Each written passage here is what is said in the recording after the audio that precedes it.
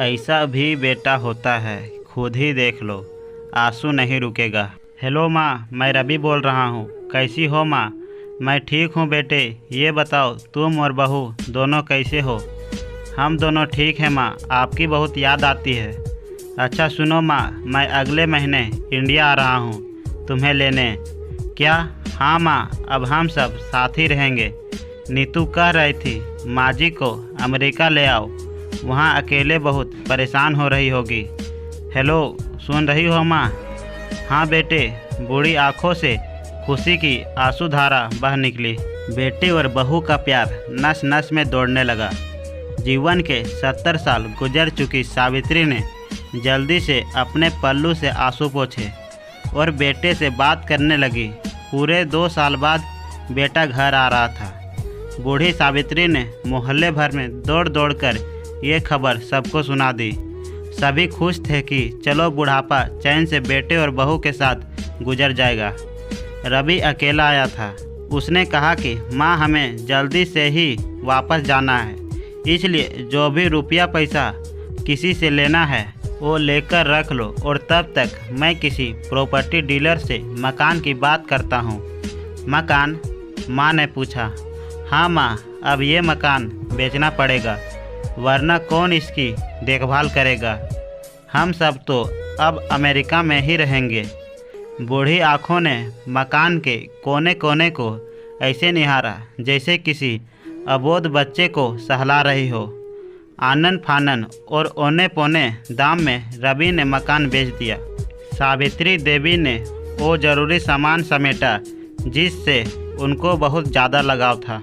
Ravi taxi मंगवा चुका था। एयरपोर्ट पहुंचकर रवि ने कहा, माँ तुम यहाँ बैठो, मैं अंदर जाकर सामान की जांच और बोर्डिंग और वीज़ा का काम निपटा लेता हूँ।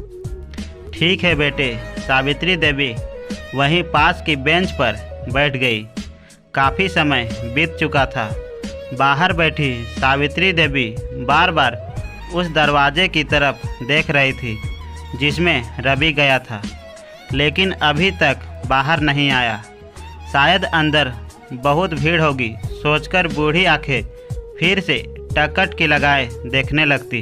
अंधेरा हो चुका था। एयरपोर्ट के बाहर गहमा गहमी कम हो चुकी थी। माँ जी, किससे मिलना है?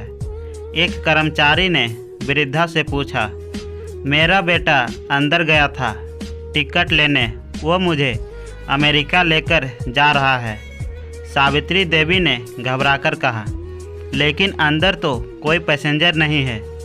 अमेरिका जाने वाली फ्लाइट तो दोपहर में ही चली गई। क्या नाम था आपके बेटे का? कर्मचारी ने सवाल किया। रवि। सावित्री के चेहरे पे चिंता की लकीरें उभर आई। कर्मचारी अंदर गया और कुछ देर बाद बाहर आकर बोला, माँ जी, आपका बेटा रवि तो अमेरिका जाने वाली फ्लाइट से कब का जा चुका है। क्या? वृद्धा की आंखों से आंसुओं का सैलाब फूट पड़ा। बूढ़ी माँ का रोम रोम काँप उठा। किसी तरह वापस घर पहुँची जो अब बिक चुका था। रात में घर के बाहर चबूतरे पर ही सो गई। सुबह हुई तो दयालु मकान ने एक कमरा रहने को दे दिया। पति की पेंशन से घर का किराया और खाने का काम चलने लगा। समय गुजरने लगा। एक दिन मकान मालिक ने वृद्धा से पूछा, माँ जी, क्यों नहीं आप अपने किसी रिश्तेदार के यहाँ चली जाए? अब आपकी उम्र भी बहुत हो गई, अकेली कब तक रह पाइएगा? हाँ, चली तो जाऊँ, लेकिन कल को मेरा बेटा आया तो यहाँ फिर कौन उसका ख्याल रखेगा? आँख से आंसू आने लग गए। दोस्तों, माँ बाप का दिल कभी मत दुखाना। तो दोस्तों, आपको यह कहानी कैसी लगी कमेंट करके ज़रूर बताइएगा। साथ ही साथ हमारे चैनल पर नए हो तो चैनल को सब्सक्राइब करके बेल आइकन प्रेस कर दीजिए। तो मिलते हैं फिर से एक नए कहानी में।